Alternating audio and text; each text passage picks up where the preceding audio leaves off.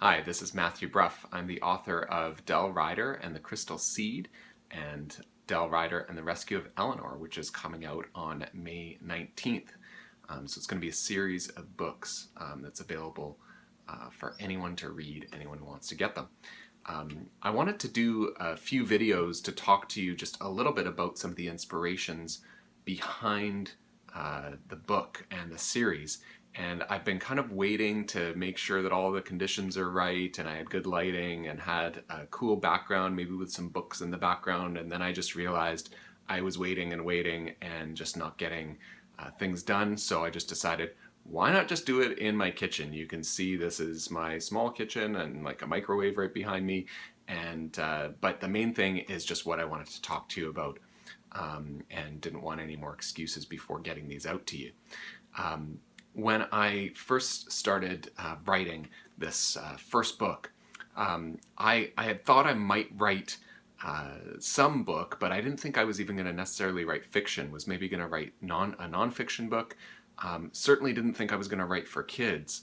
But then I started thinking when my daughter was around 5 years old, that I might want to write something that she would want to read maybe when she was 10. And I was thinking she was 5 at the time, and I thought if I was going to write something for her, I better get started because it's probably going to take me 5 years to even write something. And I started writing, and out came this book within just a couple of months. After writing pretty much every day, I had a first draft of this story. And a few months after that, I actually had the paperback in my hands. And my daughter was just 5.5 and she couldn't read, so I had to share it with other people.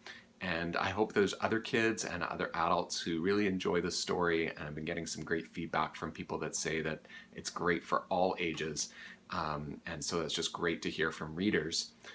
I have since read the book to my daughter. I've had to change a couple of things along the way just to make sure that it's not too scary for her. It's not really that scary. Lots of kids would be fine with it. And for sure, if you're in that range of like grade 4 to grade 7, you're gonna love it because it's a really fun story with lots of adventure and fantasy. The basic storyline is just Ryder and her best friends end up going through a portal into another world, and they have to try to figure out how to get home. And there's a whole adventure that goes along with that. But I'll be sharing more in some other videos about some of the inspiration that went behind it. But just for today, I wanted to share with you that really I wrote it for my daughter. And that ends up in the dedication to the book, which I'm just going to read to you now. The dedication is, to my mom, who taught me to pretend, to my daughter, who reminds me to play, and to my wife, who stands beside me at every step. And so this book is for them, and for any of you who want to read it.